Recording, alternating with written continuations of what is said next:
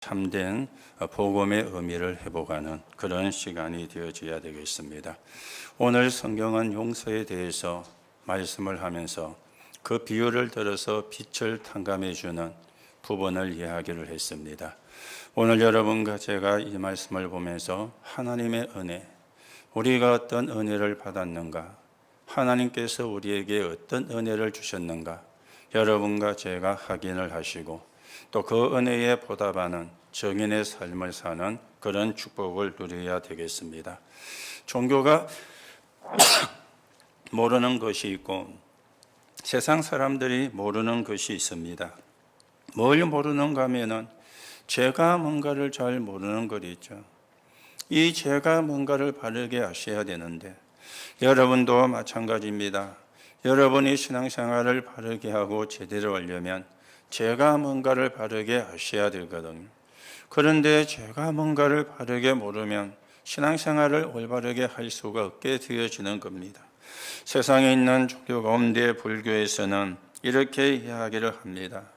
모든 죄는 다 보응을 받는다.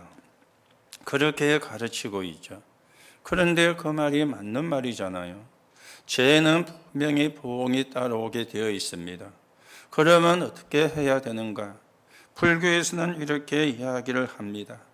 네가 지은 죄를 다 씻김을 받기 위해서는 업을 쌓아야 된다. 공을 세워야 된다. 그리고 덕을 닦아야 된다. 이렇게 이야기를 하는 것입니다. 물론 우리가 죄의 문제를 해결하기 위해서 노력을 하는 것, 또 노력을 하기도 해야 되고요. 그게 나쁜 것이다. 그렇게 말할 수는 없겠죠. 나쁜 것은 아니지 않습니까? 그런데 그런다고 해결이 안 되는 게 있거든요. 그렇게 한다고 해서 해결을 못하는 것이 있습니다. 그게 이제 뭔가 하면은 죄에 대해서 잘못 알고 있기 때문에 그렇게 이야기를 하는 것입니다. 그러면 이 사람들은 어떤 죄이기만 알고 있기 때문에 업을 쌓고 공을 세우고 덕을 쌓고 해야 되는가? 자범죄만을 알고 있는 것입니다. 오늘 여러분들은 자범죄도 아셔야 되지만 성경이 이야기한 것은 자범죄부터가 아닙니다. 원죄를 이야기를 하고 있거든요. 이거는 업을 쌓는다고 해결되는 게 아니고 공을 쌓는다고 해결되는 게 아닙니다. 덕을 세운다고 해결할 수 있는 것이 아닙니다. 이거는 하나님을 떠난 죄이기 때문에 이 죄를 해결할 수 있는 길을 알아야 되는데 이 길을 모르니까 자범죄만 알고 있으니까 자범죄에 대한 부분만 이야기를 하고 있는 것입니다. 여러분도 교회를 다니고 예수를 믿고 있지만 원죄가 뭔가를 모르면 영적인 문제가 끝나지를 않은 거예요. 영적인 문제가 해결되는 길을 모르면 영적인 문제가 계속해서 들어오게 되어 있고 따라오게 되어 있는 것입니다. 오늘도 여러분이 복음을 바르게 이해를 하고 복음의 축복을 바르게 누리고 또 복음의 비밀을 가지고 나도 사람도 살리는 그런 정인으로 세워져 가셔야 되겠죠. 자, 모슬림에서는 뭐라고 이야기하는가 하면은 눈에는 눈으로 이에는 이로 갚아야 된다. 그렇게 이야기를 해요. 만약에 내가 상대방에 의해서 눈에 피해를 입었으면 나도 가서 그 사람의 눈을 반티로 만들어야 된다. 그 말이 되어지는 겁니다. 이게 눈은 눈으로 이는 이로 이 말이 되어지는 것이거든요. 자, 이 말은 무엇을 이야기를 하는 겁니까? 보복을 이야기를 하는 거잖아요. 내가 당했으니까 니도 당해야 돼. 그 말이 되어지는 것이거든요. 내가 피해를 입은 만큼 너도 보복을 당해야 돼. 그 말이 되어지는 것입니다. 또 율법은 뭐라고 이야기를 합니까? 성경 아모스 1장 3절과 2장 6절에 보니까 네가 서너 가지 죄로 너를 돌이키지 않을 것이라. 즉 서너 가지 죄로 네가 어려움을 만나게 될 것이라. 그렇게 말씀을 하면서 우리가 율법을 하나라도 지키지 않으면 구원을 받을 수가 없다 하는 사실을 성경은 말씀을 하고 있는 겁니다. 오늘도 여러분들이 이게 나쁜 건 아닌데 이게 틀린 건 아닌데 무엇만 알고 있습니까? 자본죄만 알고 있기 때문에 이렇게 가게 되어지는 것입니다. 자, 그런가 하면 세상에는 많은 사상가들도 나왔잖아요. 이 사람들이 굉장히 좋은 말을 하고 멋있는 말을 했죠. 그 중에 우리가 한 사람만 이야기를 한다면 한비자란 사람은 이렇게 이야기했습니다. 잘못한 사람은 절대로 용서를 하면 안 되고 반드시 징벌을 해야 된다. 이 말은 죄에 대한 책임을 물어야 된다, 그 말입니다. 그러면서 이 사람은 그렇게 이야기했어요. 본을 보여줘야 된다. 더군다나 강한 자일수록 강하게 해야 된다. 그렇게 이야기를 했어요. 이게요, 얼마나 사실은 복음과 안 맞는 그런 말입니까? 그러니까 세상은 영적인 문제로 어려워지고 힘들어지는 상황이 되어지는 것입니다. 오늘 예수님께서는 뭐라고 말씀했습니까? 7번의 70번이라도 7번의 70번이면 몇 번이죠? 490번이잖아요. 그러면 489번은 안 되고 490번이 돼야 되느냐? 또 우리가 491번은 한 번은 안 돼야 되느냐? 그 말을 지금 이야기를 하는 것이 아닙니다. 용서가 뭔가를 예수님이 말씀을 하는 거죠. 은혜가 뭔가를 말씀을 하고 있는 거죠. 오늘도 여러분들이 하나님이 주신 은혜가 얼마나 큰지, 여러분이 받으신 은혜가 얼마나 큰지 다시금 확인을 하시고, 우리가 사람을 살리는 하나님의 계획에 서 있는 사람의 길을 우리가 걸어가셔야 되겠습니다. 자, 여러분들이 들었던 이야기인지도 모르겠습니다. 또 여러분들이 마음속에 가지고 있는 생각인지도 모르겠습니다. 나에게 잘못한 사람을 어떻게 생각을 하는가 하는 질문입니다. 혹 여러분에게 잘못한 사람이 있다면 어떻게 여러분의 생각을 하십니까? 절대로 잊지 않는다. 그런 사람도 있어요. 절대 내가 잊지를 않는다. 그런 사람도 있을 겁니다. 그런가 하면은 네 하는 거 보고 그렇게 또 생각을 할 수도 있고, 그렇게 생각을 하는 사람도 있을 것입니다. 그런가 하면은 무조건 용서한다. 그런 사람도 있겠죠. 그런데 어떤 사람이 많겠어요? 무조건 용서한다. 그게 사실은 복음이거든요. 그런데 우리가 무조건 용서한다는 말은 네가 잘했다 그 말이 아니잖아요. 그럴 수밖에 없는 게 보여진 거예요. 저 사람이 이럴 수밖에 없었구나. 이 사람이 저럴 수밖에 없었구나. 이게 이제 보여져야 용서가 되어지는데, 그게 복음이 되어지는 것이거든요. 오늘 여러분들은 어떻게 생각을 하고 계십니까? 절대로 잊지 않는다. 언젠가는 내가 갚아줄 거야. 그렇게 생각을 갖고 계시는 분도 있겠지요. 그런가 하면은 네 하는 거 보고 또 그렇게 생각을 갖고 계시는 분도 계시겠죠. 그런데 이 두 개는 다 복음이 아닙니다.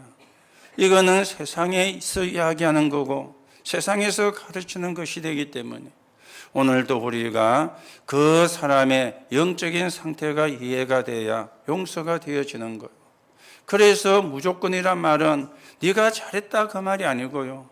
그럴 수밖에 없는 것이 보이니까, 그래서 복음으로 그 사람을 용서하는 것, 이게 복음의 용서가 되어지겠습니다. 오늘도 여러분들이 말씀을 확인하면서 여러분과 제가 어떻게 신앙의 길을 가셔야 되겠는가, 어떻게 신앙의 길을 걸어가는 게 하나님이 기뻐하는 것인가, 오늘도 말씀을 확인하는 그런 시간이 되셔야 되겠죠. 자, 여러분과 제가 첫 번째로 생각을 하셔야 됩니다. 우리가 어디서 구원을 받았어요? 영원한 저주에서 구원을 받았잖아요. 어떻게 구원을 받았어요? 은혜로 구원을 받았잖아요. 여러분과 저는 영원한 저주에서 은혜로 구원을 받은 겁니다. 그걸 보고 하나님의 용서라 그렇게 이야기를 하죠. 하나님이 우리에게 은혜를 주셔서요, 네가 지은 죄가 이렇구나 따지지 아니하고, 네가 이만한 죄를 지었고 이런 죄를 지었구나 라고 책망하지 아니하고, 묻지를 않으시고 우리가 구원받을 수 있게 은혜를 주신 거예요. 이게 여러분과 제가 받은 하나님의 은혜가 되어지는 것이거든요. 여러분, 은혜로 구원을 받지를 못하면 자손 대대로 받을 저주에서 빠져나올 수가 없는 것입니다. 은혜로 구원을 받아야 가문에 흘러오는 저주, 그게 자손 대대로 흘러가게 되어지는데 이 저주를 막을 길이 없는 것입니다. 로마서 3장 10절에 보니까 모든 사람이 죄를 범하였음에 그랬어요. 로마서 3장 10절에 의인은 없나니 하나도 없다 그랬어요. 의인이 없어요.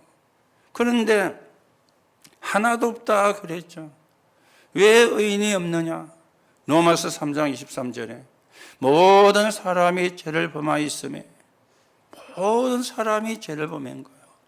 어떤 죄를 지었습니까? 하나님을 떠나면 안 되는데 하나님을 떠난 죄를 지은 것이죠. 그러면 죄의 삭은 뭡니까? 로마서 6장 23절에 죄의 삭은 사망이라 그렇게 말씀을 해요. 의인은 없나니 하나도 없고 모든 사람이 죄를 지었어요. 죄의 삭은 사망인 것이죠. 여기서 벗어날 수가 없고 여기서 빠져나올 수가 없는 것입니다. 여기서 빠져나오는 데는 돈으로도 해결이 안 되어지는 것이죠. 여러분들이 할 수 없지만 만약에 지구를 100번 팔아도 해결 안 되는 것이 이 원죄가 되어지는 겁니다. 그래서 하나님이 우리에게 은혜로 주신 거예요. 은혜로만 할 수 있기 때문에, 은혜로만 받을 수 있기 때문에. 로마서 5장 8절에 보니까 우리가 아직 죄인 되었을 때에 그리스도께서 십자가에 죽으심으로 하나님이 우리에 대한 자기의 사랑을 확정하셨느니라. 우리가 죄로 말미암아 십자가에 달려 죽어야 되는데 내가 달려 죽지 않게 예수님께서 내 대신에 십자가에 달려 죽으심으로 하나님이 우리를 구원하시려는 사랑을 보여주셨다. 그렇게 말씀을 하고 계십니다. 그런가 하면은 요한복음 5장 24절에 보니까 내가 진실로 진실로 너에게 이르노니 누구든지 나를 믿는 자는 영생을 얻었고 심판에 이르지 아니하나니 사망에서 생명으로 옮겼느니라. 그렇게 말씀을 하고 있습니다.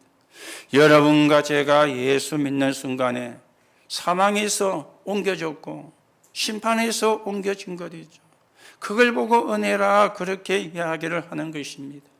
에베소서 8절에는 이렇게 말씀해요. 너희가 그 은혜로 인하여 믿음으로 말미암아 구원을 받았노니 이것이 너희에게서 난 것이 아니라 하나님의 선물이라. 그렇게 말씀을 하고 있는 겁니다. 하나님이 여러분과 저에게 은혜를 주셨는데 그걸 보고 하나님의 선물이라. 하나님의 은혜로 구원을 받은 것이죠. 하나님의 은혜로 모든 저주에서 빠져나오게 되어진 것입니다. 여러분, 이거요 굉장히 중요한 말이거든요. 여러분이 저주에서 빠져나오지 아니하면 여러분에게 임했던 저주가 후손들에게 전달이 되어지는 거예요. 그래서 중요한 말이 되고 이게 무슨 말이 되어지는 겁니다. 우리 부모가 받았던 그 저주가 자식에게 전달이 되어진다. 이거는 사실은 끔찍한 이야기잖아요. 그런데도 이게 이루어져요. 그래서 여러분과 제가 구원을 받고 이 저주의 흐름을 끊고 이 재앙의 흐름을 끊는 자가 되어져야 되는 겁니다. 그런데 내 힘으로 구원받을 수가 없잖아요. 하나님이 은혜로 주신 겁니다. 그래야만 구원을 받을 수가 있고 하나님의 자녀가 될 수가 있기 때문에 그래서 은혜로 주신 겁니다. 그래서 신학자 칼빈은 무조건적인 선택이라 그렇게 이야기했죠. 조건을 묻지를 않으시고 여러분과 제가 조건을 가지면 구원을 받을 수가 없어요. 네가 돈이 많아야 돼. 그러면 조건이 안 되잖아요.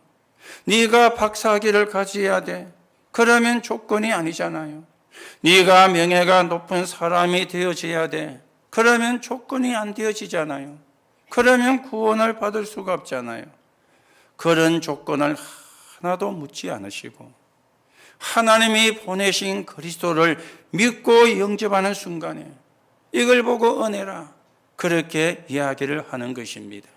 오늘도 여러분들이 은혜 받은 사람임을 확인하시고 이 은혜의 축복을 바르게 누리고 또 이 구원의 은혜에 감사하는 그런 언약의 사람으로 여러분과 제가 세워져 가셔야 되겠습니다. 자, 그러면 여러분과 제가 하나님의 은혜를 받는 길이 뭡니까? 그 길이 그리스도예요. 인간에게 와 있는 세 가지 문제가 창세기 3장 1절에서 6절이거든요. 하나님을 떠나면 안 되는데 하나님을 떠난 거예요. 하나님을 떠난 우리가 다시 하나님을 만날 수 있게 그리스도께서 길을 열어주셨죠. 요한복음 14장 6절에 보니까 내가 곧 길이요 진리요 생명이니 나로 말미암지 않고는 아버지께로 올 자가 없느니라. 여러분과 저를 하나님을 만나게 하시는 길 되시는 참 선지자, 그게 그리스도인 것이죠. 그리고 로마서 3장 23절에 보니까 모든 사람이 죄를 범하였으며 죄를 범했는데 마가복음 10장 45절에 보니까 인자가 온 것은 성김을 받으려 함이 아니라 오히려 자기 몸을 대속물로 주기 위함이라. 여러분과 제가 죄 때문에 고통을 당해야 되는데 예수님께서 대속물이 되셔가지고 여러분과 제가 가지고 있던 죄 문제를 해결해 주신 것입니다. 그래서 그것을 보고 참 제사장이신 그리스도, 그렇게 이야기를 하는 겁니다. 요한복음 8장 44절에 보니까 하나님을 떠난 우리는요, 마귀의 자녀가 되어가 있는 거예요. 아비가 마귀가 되어가 있는 거예요. 그러니 이 세상 풍습을 따라가고 평생 구슬하며 살다가 완전히 실패를 하고는, 그리고 인생이 끝나게 되어지는데 그때는 어디 가게 되느냐? 아비 따라 지옥 가는 삶이 되어진 겁니다. 요한일서 3장 8절에 보니까 하나님의 아들이 나타나신 것은 마귀의 일을 멸하려 하심이라. 사단의 근세를 꺾으신 참왕, 그래서 참 선지자, 참 제사장, 참 왕, 이 세 기능을 합친 단어가 그리스도인데 그 그리스도가 예수인 것이죠. 그래서 그리스도이신 예수님을 믿고 영접하는 순간에 하나님의 자녀가 되어지고 하나님의 축복을 받는 사람이 되어지고, 우리가 이 땅을 살다가 이 땅을 떠날 때에는 하나님이 예배해 놓으신 영원한 천국으로 이사 갈 수 있게 신분을 바꾸어 주신 것입니다. 오늘도 여러분이 여러분의 임한 은혜가 그리스도인데 그 그리스도가 어떤 의미를 가지고 있는지 확인하시고 우리가 받은 바 은혜를 감사하고 그 은혜를 누리고 그 은혜가 전달되어지는데 서 있는 증인으로 여러분과 제가 세워져 가셔야 되겠습니다.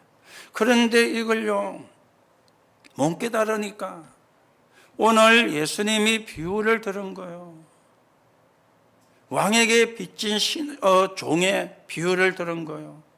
또 이 사람에게 빚진 종의 비유를 들은 거예요. 이 사람이 얼마나 빚을 졌습니까? 1만 달란트. 1만 달란트 그러면 여러분이 언뜻 얼마나 되는지 계산이 잘 안 되죠. 1만 달란트를 지금의 돈으로 환산을 하면은 몇십억이 되는 돈입니다. 몇십억이 되는 돈에 빚을 진 거예요. 이 사람이 돈 때문에 죽게 생겼어요. 그런데 돈을 갚을 능력이 없어요. 주인이 보고 이 사람이 돈 때문에 죽게 생겼구나. 그런데 갚을 능력이 없구나.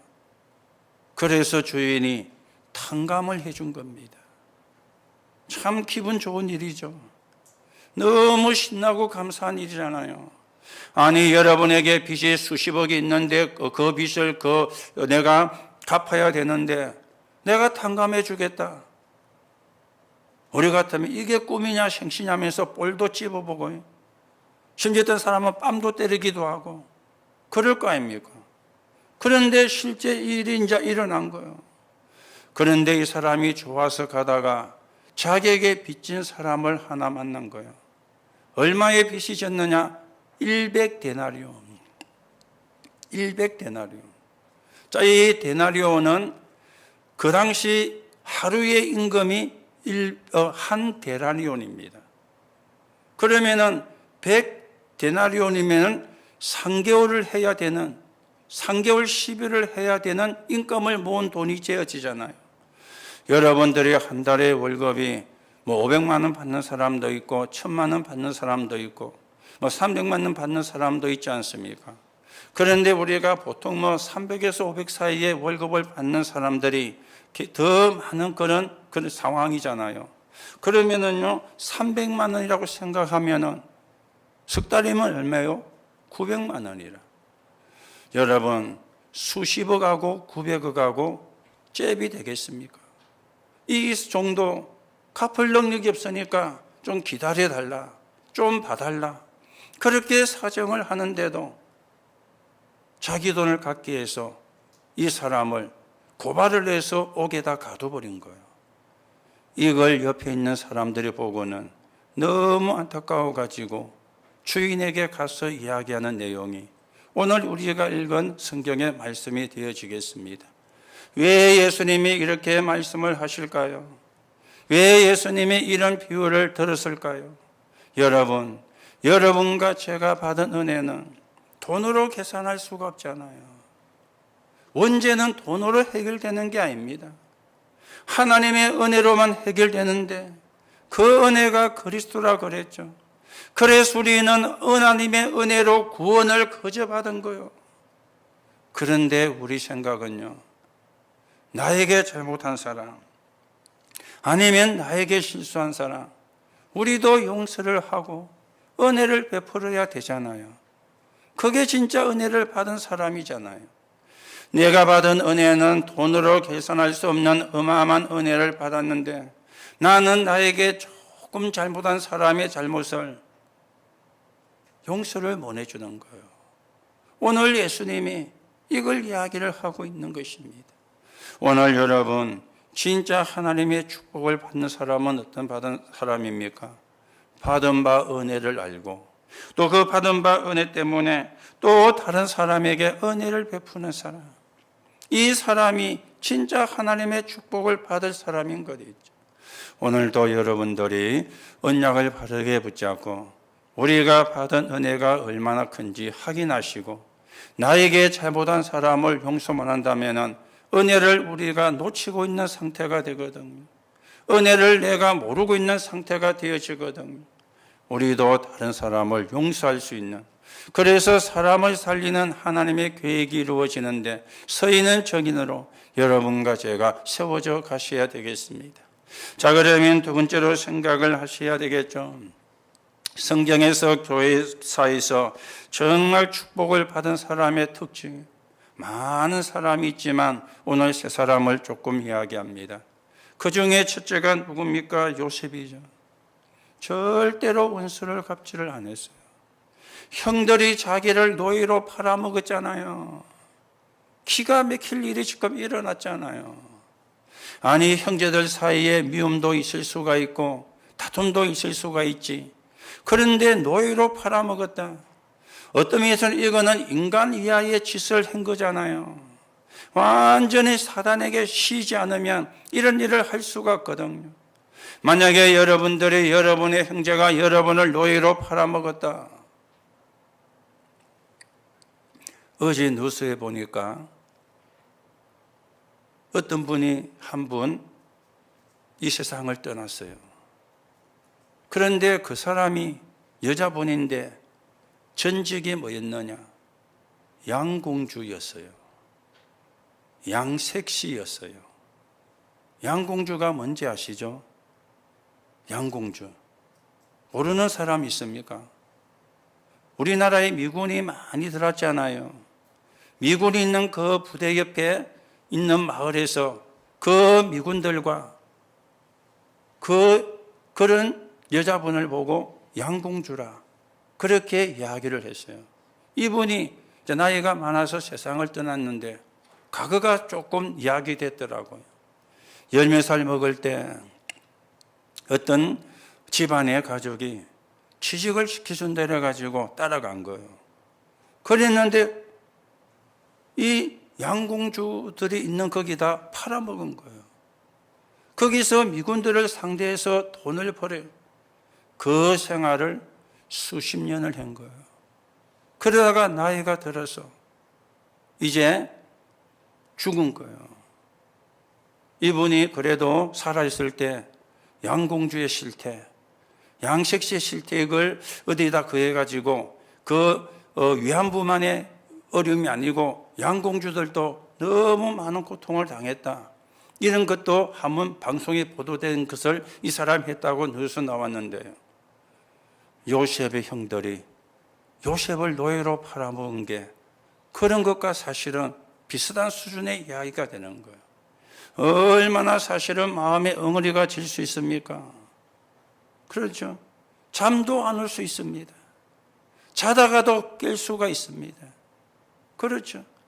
그런데 요셉은 그 형들에게 복수를 했다는 기록이 성경에 없습니다. 나중에 형들을 만났을 때 뭐라고 이야기합니까? 형님들이 나를 팔았으므로 한탄하지 마소서. 하나님이 우리를 살리시려고 나를 앞서 보냈습니다. 형들이 나를 팔았는데 나를 판 게 아니고 거기에 하나님의 계획이 있었습니다. 요셉은 그렇게 이야기를 한 거예요. 이래 노예로 팔려가지고 이제는 보디발의 집에 종으로 팔려갔잖아요. 그런데 이 또 주인 여자가 이상한 여자라. 주인 여자가 유혹을 하다가 요셉이 거절하니까 누명을 씌워가지고 저 종놈이 나를 해코지하려고 그랬다. 이래가지고 또 감옥에 가게 되어진 거예요.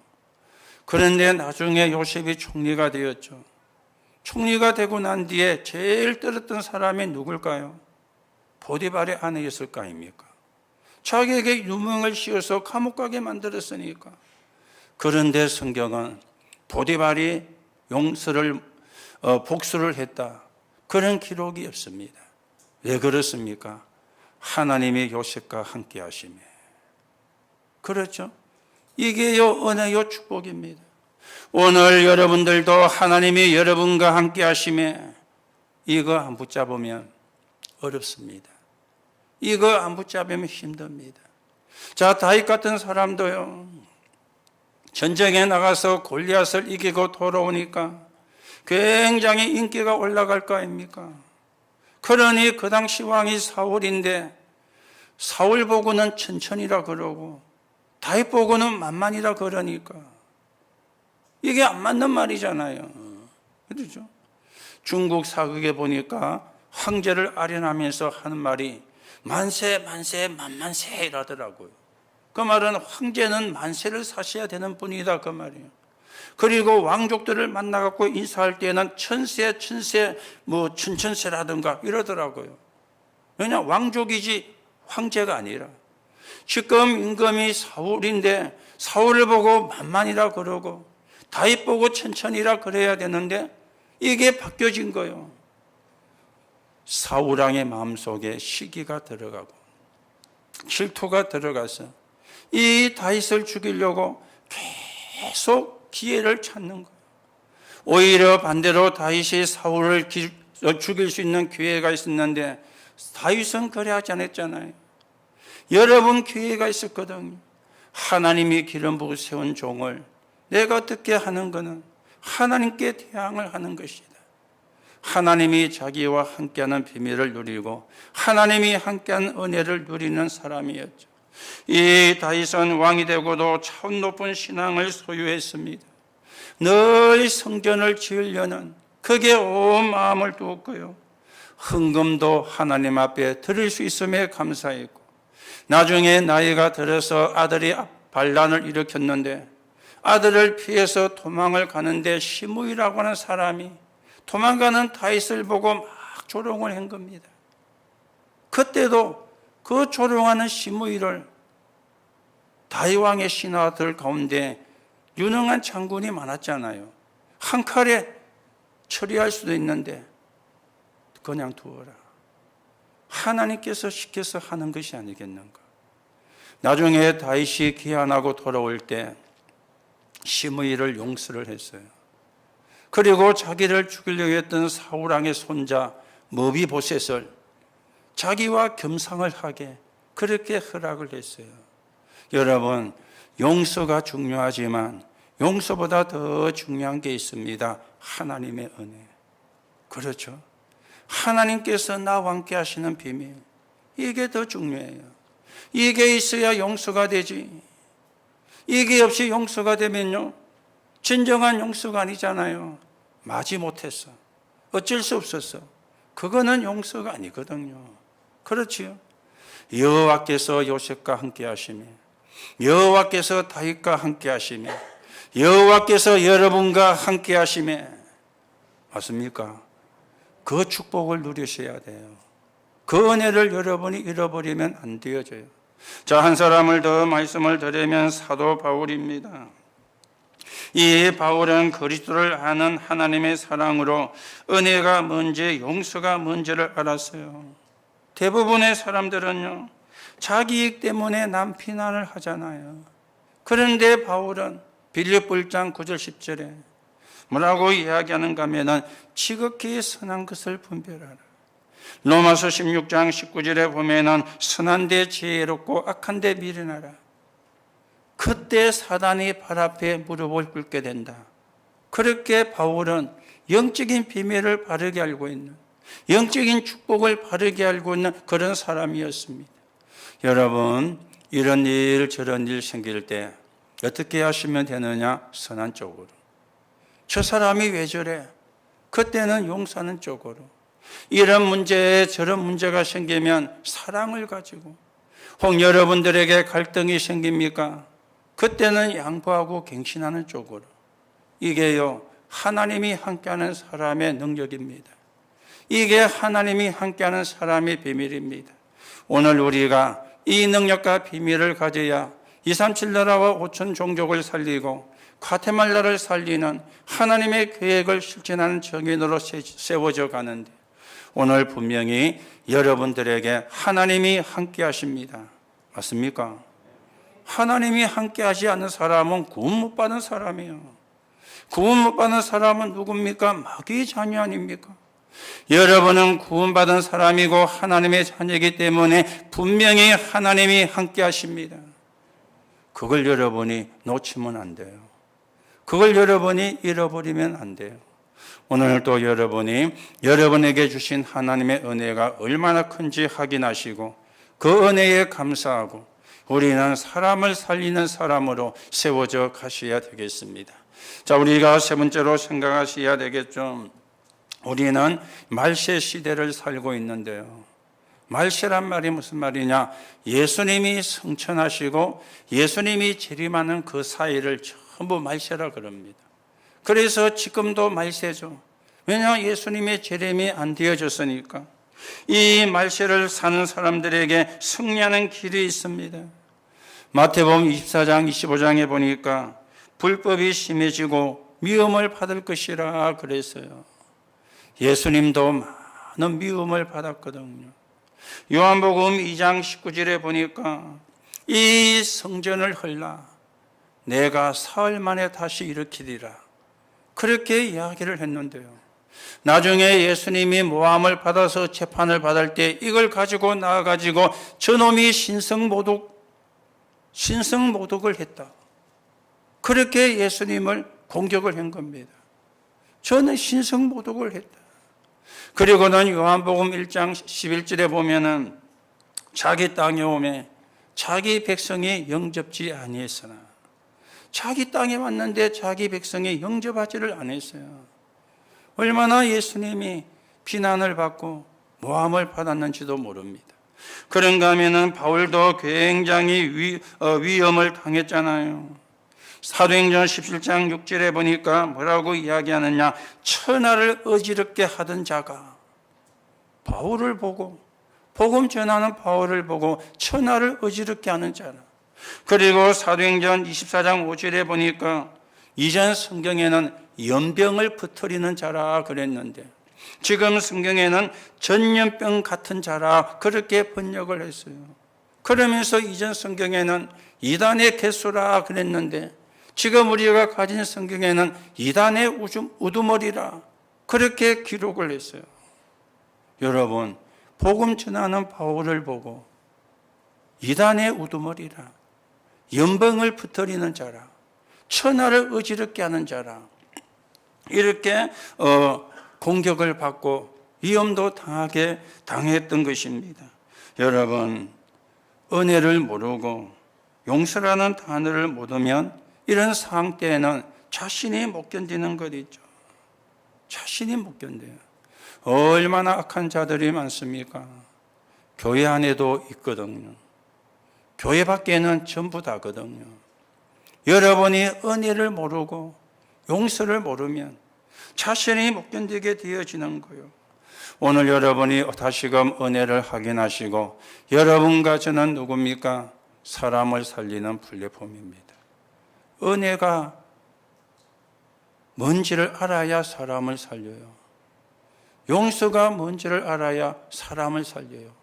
하나님이 여러분과 저를 사람 살리는 플랫폼으로, 베드로전서 3장 8절에서 12절에 보면 생명을 사랑하고 좋은 날 보기를 원한다면 악한 말을 거쳐라.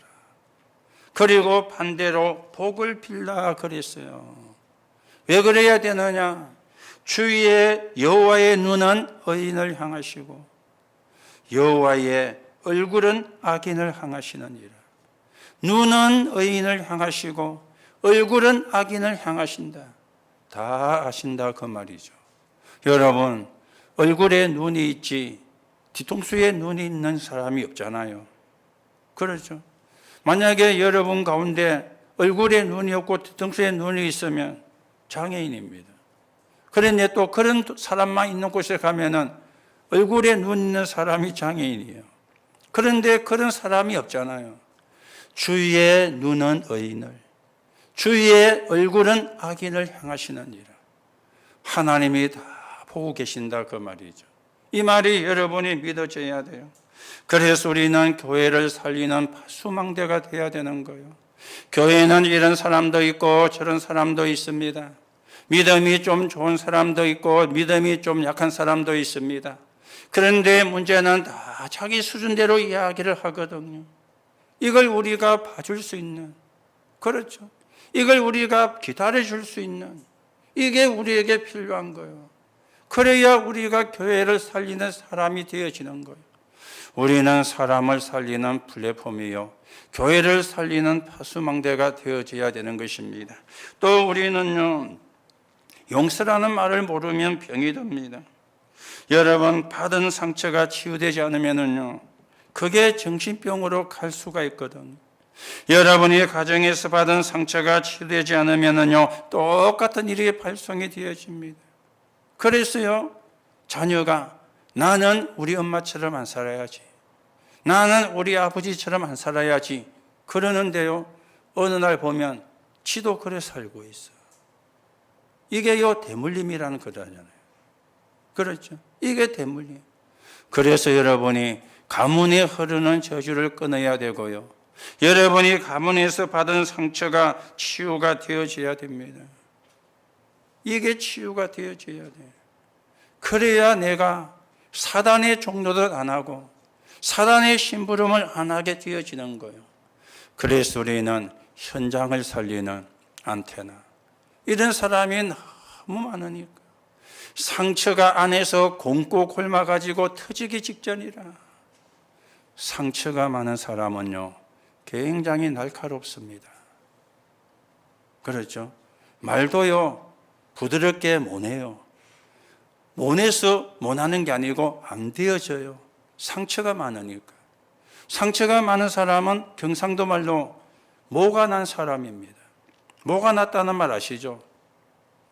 그렇죠? 우리가 바닷가 가면은 돌이 동글동글한 거는 부딪혀도 상처가 잘 안 나요. 그런데 삼각형이나 사각형으로 모가 난 거는요, 조금만 부딪히면 찢어지고 피가 나요. 내 마음이 모가 나 있는 거예요. 왜요? 상처 때문에.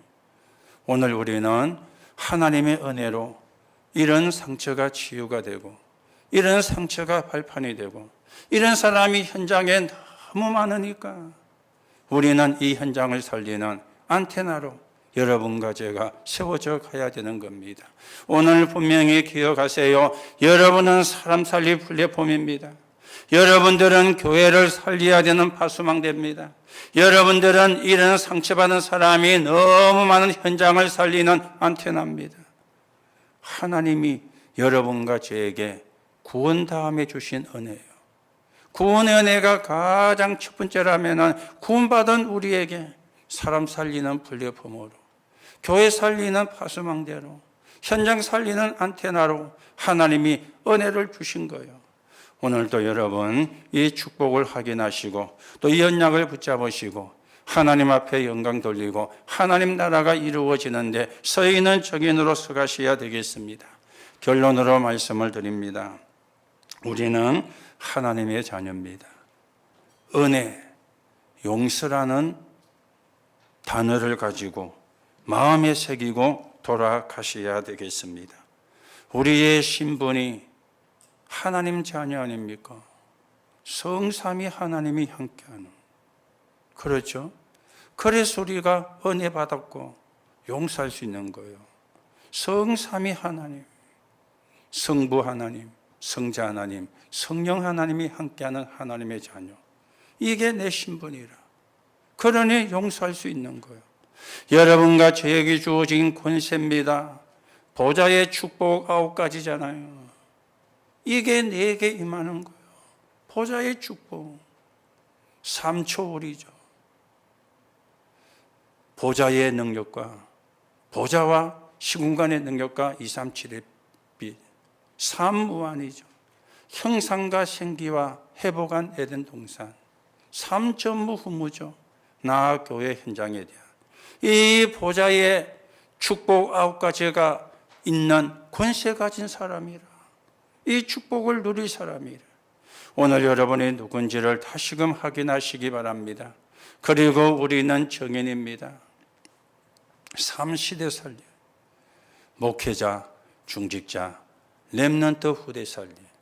그래서 70제자, 70지역, 70나라 놓고 오늘 여러분은 하나님의 자녀라는 신분을, 오늘 여러분은 보좌의 축복을 누리는 권세를, 오늘 여러분은 3시대를 살려야 되는 증인.